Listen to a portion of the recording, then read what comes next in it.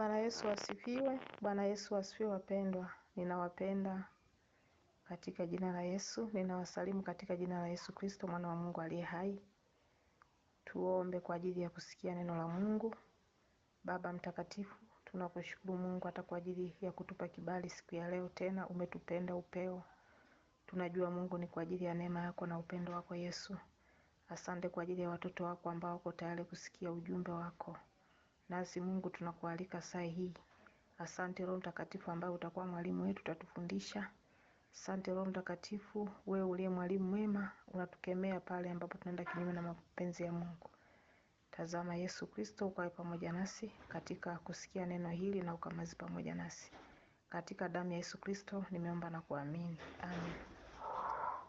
Naomba tasoma neno kutoka Matendo ya Mitume 16. Tasoma mstari ule wa 6 hadi wa 10, ndawatangulia katika jina la Yesu. Wakapita katika nchi ya Fregia na Galatia, wakikatazwa na Roho Mtakatifu wasihubiri lile neno katika Asia. Walipofika kukabili Misia wakajaribu kwenda Bithinia, lakini Roho wa Yesu hakuwapa ruhusa. Wakapita Misia wakuteremkia Troa. Paulo akatokewa na maono usiku.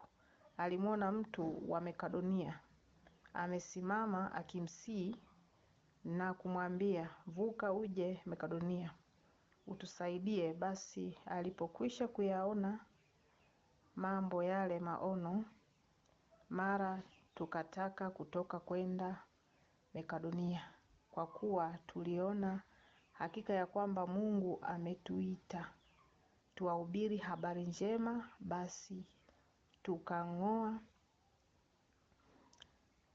nanga kutoka Troa tukafika Samothra kwake kwa tanga moja, na siku ya pili tukafika Neapoli. Amen. Bwana Yesu asifiwe. Bwana Yesu asifiwe sana. Ninawasalimu, karibu kusikia neno la Mungu. Mungu ametupa tena kibali, ni kwa ajili ya neema yake kusikia ujumbe huu wa neno lake ambalo lina kichwa linalosema fuata maongozi ya Roho Mtakatifu. Fuata maongozi ya Roho Mtakatifu. Bwana Yesu asifiwe. Neno la Mungu ambalo linatoka katika kitabu cha Matendo ya Mitume 16 mstari wa 6 mstari wa 10 hadi mstari wa 10. Kitu ambacho tunajifunza ni kwamba Paulo na wafuasi wake walikataliwa kwenda kuhubiri Asia, lakini waliongozwa kwa maono hadi Makedonia. Kwa tunaona kwamba Paulo akiwa na wafuasi wao walikatazwa na Roho Mtakatifu. Walikuwa na ratiba zao. Kuna nchi ambazo walipitia ambazo walikuwa wamepanga wao kwenda, lakini kwa sababu walifuata maongozi ya Roho Mtakatifu, ikabidi wasikilize maongozi ya Roho Mtakatifu anataka wafanye nini. Na ndio maana tunaona kuna mahali ambapo walienda wakalala pale usiku. Paulo ndio aliposikia sauti ya kutoka huko nchi ya Asia. Bwana Yesu asifiwe sana. Bwana Yesu asifiwe. Kwa sababu tunaona Asia ndiko walikokataliwa kuhubiri. Lengo lao lilikuwa kwamba waende kuhubiri Asia, lakini akatokewa na maono usiku kwamba waende nchi nyingine. Bwana Yesu asifiwe sana. Maneno ambayo tutakwenda kusimamia yapo mambo kama 4. Tutaanza na jambo la kwanza. Jambo la kwanza utii wa Roho Mtakatifu huongoza. Utii wa Roho Mtakatifu huongoza. Ukitii kwa Roho Mtakatifu, Roho Mtakatifu atakuongoza njia ambazo zipasavyo.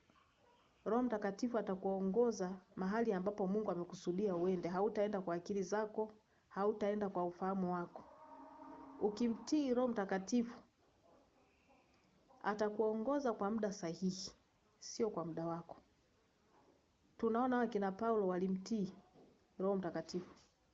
Ndipo tunapoona kwamba wakaenda nchi ambayo walikuwa wamekusudia wao, sio hiyo ambayo Roho Mtakatifu alitaka.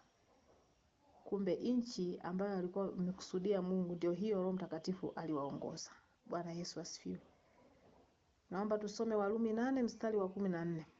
Warumi 8 mstari wa 14. Kwa kuwa wote wanaoongozwa na Roho wa Mungu hao ndio wana wa Mungu. Wote wanaoongozwa na Roho Mtakatifu hao ndio wana wa Mungu. Kwa sababu hao wanamsikiliza Roho Mtakatifu. Bwana Yesu asifiwe sana. Watu wote wanaoongozwa na Roho Mtakatifu ni wana wa Mungu. Tunaona mfano ambao wa mitume waliongozwa na Roho Mtakatifu.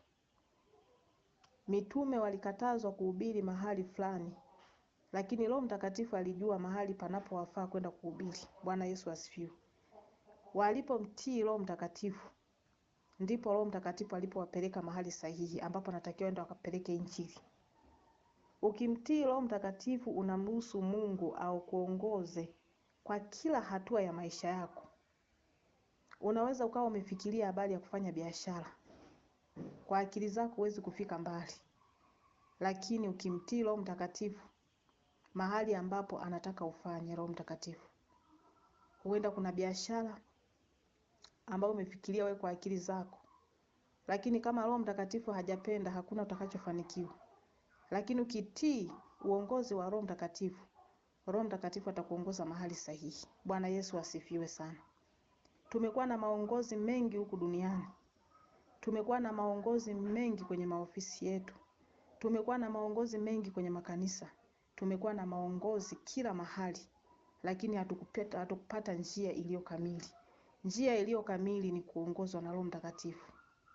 Ukiongozwa na Roho Mtakatifu atakupeleka mahali sahihi ambapo Mungu anataka ufike.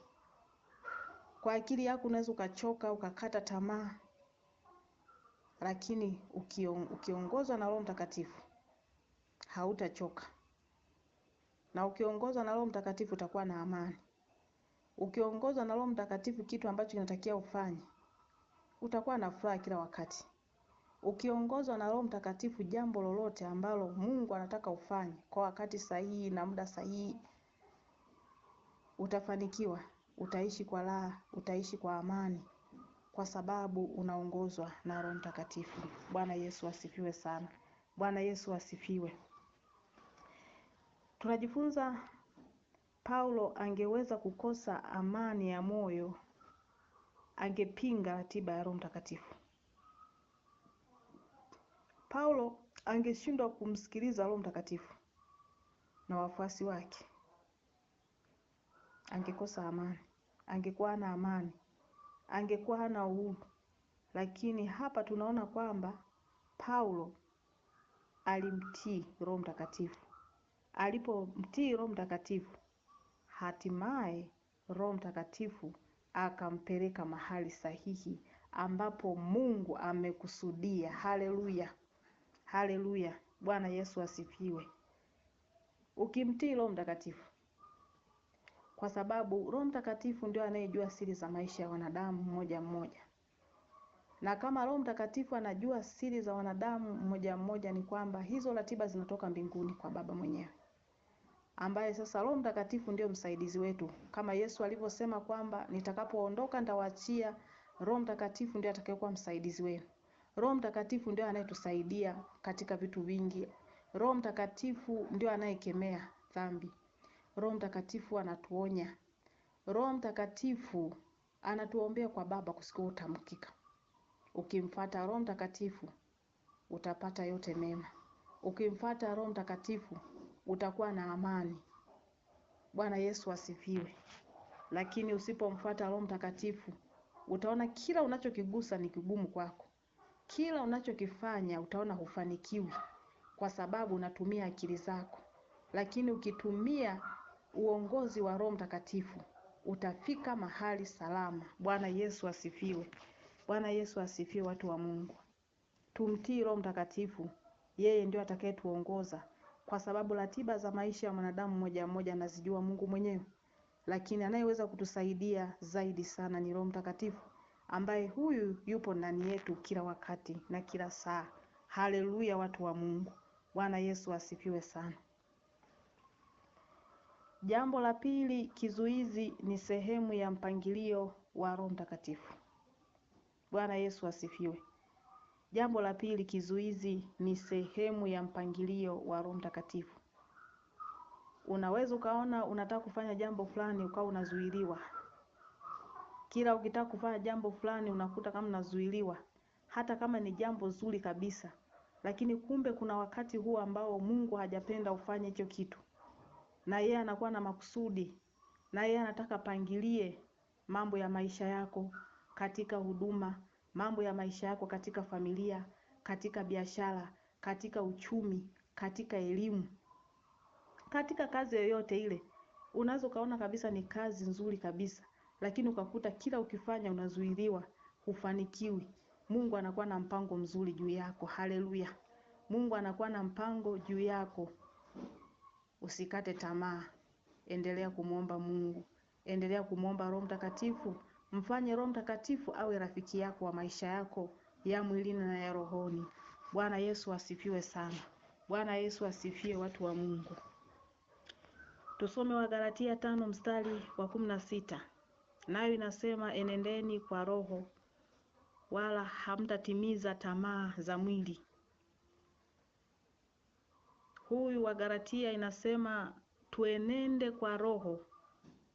Hatuwezi kutimiza tamaa za mwili leo wala kesho, ila tukienda kwa kumtumia Roho Mtakatifu, tukimsikiliza Roho Mtakatifu, tukifata maongozi ya Roho Mtakatifu, tunaweza kutimiza tamaa za mwili zetu, kwa sababu zitakuwa na kikomo.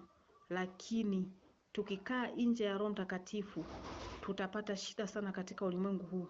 Tutakutana adha mbalimbali, tutakutana na dhiki, hatutapata majibu. Tutakuwa kila tunapotembea tutaona ni maswali tu, hatuyaone majibu.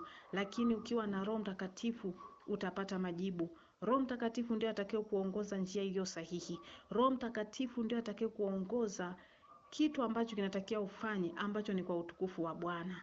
Bwana Yesu asifiwe. Haijalishi unafanya kazi gani, haijalishi wewe ni mkulima, haijalishi wewe ni mfugaji, haijalishi wewe ni mtu wa ofisini umeajiriwa, haijalishi wewe ni mfanyakazi wa serikalini, haijalishi wewe ni mtumishi wa kanisani.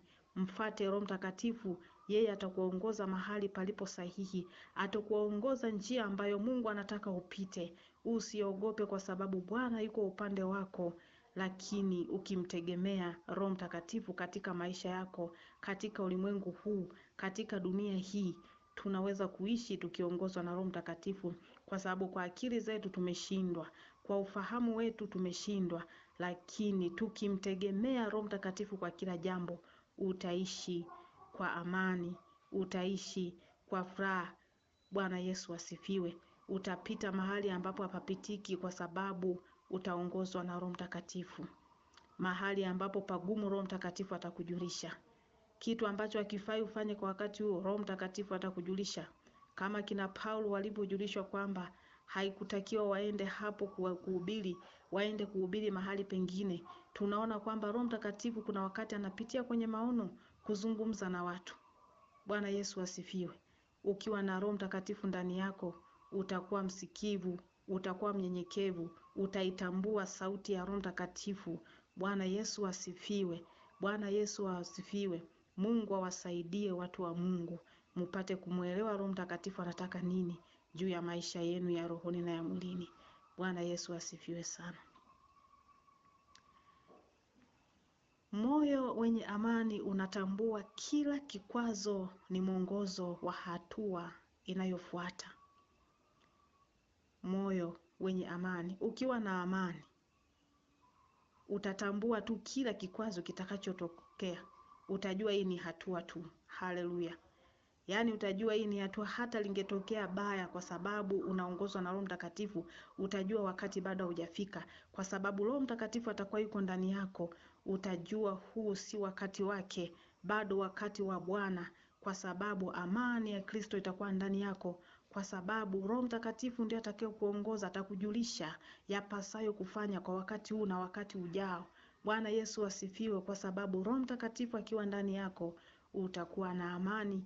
Utatambua hivi vikwazo ni kwa nini vinatokea, kwa sababu Roho Mtakatifu atakuwa ndani yako.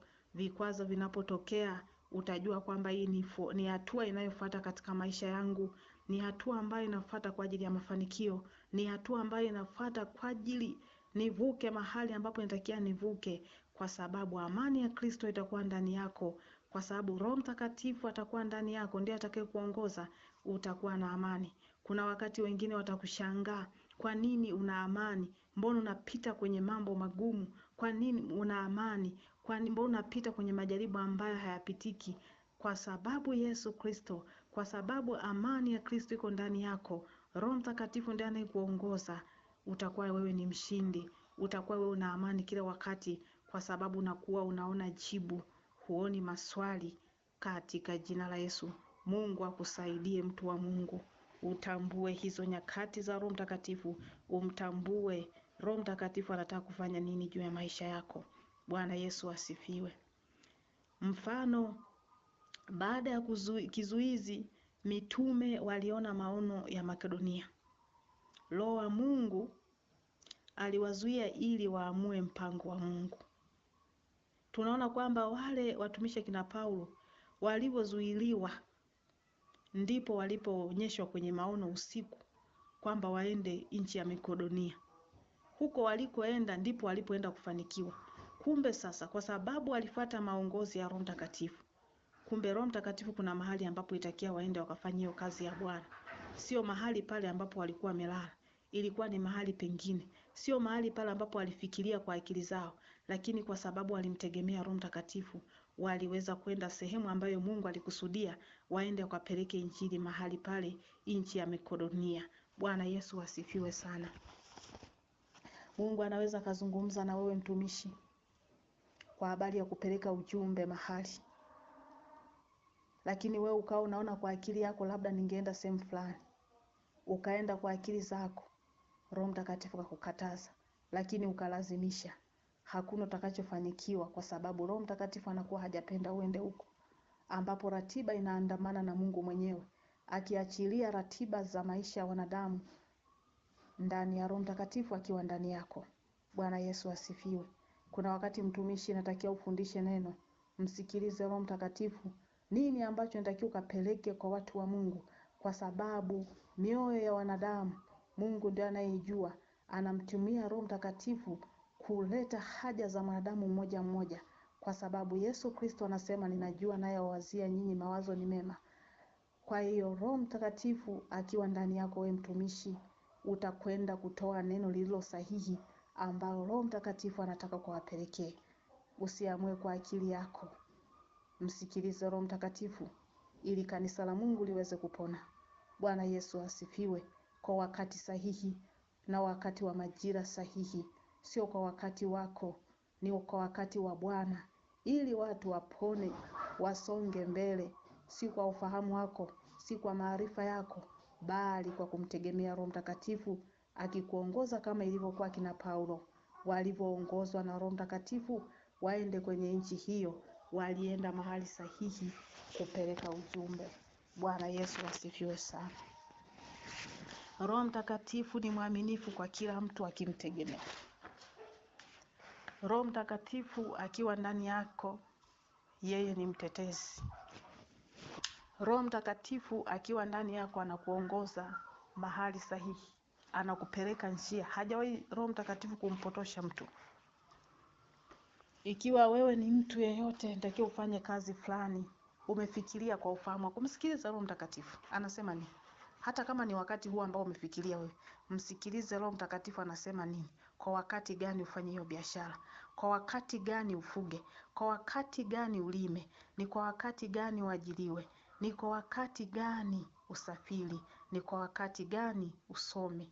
Msikilize Roho Mtakatifu mahali popote ambapo nataka uende. Msikize Roho Mtakatifu. Kuna wakati unaweza kuwa umekata na tiketi kabisa, lakini Roho Mtakatifu anaweza kukustopisha. Msikilize Roho Mtakatifu, kwa sababu anajua unakoenda siko sahihi. Lakini ukimsikiza Roho Mtakatifu, utaishi kwa amani, utaishi kwa furaha, kwa sababu unamtegemea Roho Mtakatifu. Yeye ndiye atakaye kuongoza njia iliyo sahihi. Anaweza kukuzuia usilalamike, Msikilize Roho Mtakatifu. Bwana Yesu asifiwe. Amina. Mungu awabariki. Tazama tusome tena. Twende kipengele cha 3 ambacho kinasema mwongozo wa maono ya Roho wa Mungu. Matendo 16 mstari wa 19 ambayo inasema, nikaona maono usiku na kumuona mtu mmoja amekodonia, njoo utusaidie. Tunaona walipolala kwenye nchi ile, Paulo akaona maono usiku. Akamuona mtu kwenye maono akisema, huyo mtu alisema, njoo Makedonia, njoo utusaidie. Ina maana Makedonia ndio kulikokuwa kuna shida, watu hawakumjua Mungu. Huko Makedonia ndio ambako itakiwa ipelekwe injili. Kwa hiyo kuna wakati Roho Mtakatifu anaweza kuzungumza nawe kwa njia ya maono. Msikilize Roho Mtakatifu. Anaweza kuzungumza nawe hata kwa hali tu ya kawaida, kaona huelewi, lakini akatumia njia nyingine ili uweze kumuelewa. Akatumia hata kwa maono, akatumia hata kwa ndoto. Msikilize Roho Mtakatifu, ni mwaminifu. Hajawahi kumwacha mtu yeyote ambaye anamtegemea Mungu. Mungu atusaidie, Mungu awasaidie. Roho Mtakatifu ana maono na ishara kwa wale wanaomtii. Roho Mtakatifu akiwa ndani yako kimtii, anaonyesha ishara mbalimbali. Roho Mtakatifu ana sauti ya unyenyekevu. Roho Mtakatifu anaweza kuzungumza na mtu ambaye mnyenyekevu anamsikiliza, kwa sababu Yesu anasema hivi, wanaijua sauti ya mchungaji wao. Vivyo hivyo hata wewe ambaye unamtegemea Mungu, utaijua sauti ya Roho Mtakatifu, kwamba hii ni sauti ya Roho Mtakatifu au hii si sauti ya Roho Mtakatifu. Roho Mtakatifu akiwa ndani yako, utamjua kwamba huyu ni Roho Mtakatifu anazungumza pamoja na wewe. Bwana Yesu asifiwe sana wapendwa. Mungu awasaidie. Kuona maono kunafungua njia mpya ya furaha na amani ya moyo. Ukiona maono, Mungu akizungumza nawe kupitia Roho Mtakatifu kwenye maono, utaona njia nyepesi, utaona njia mpya. Kwa hiyo tunaona hawa watumishi walivyoona maono, waliondoka kwa wepesi, waliondoka kwa furaha, waliondoka kwa amani, kwa sababu walikuwa na uhakika mahali ambako wanaenda si kwa akili zao, si kwa ufahamu wao, bali waliongozwa na Roho Mtakatifu.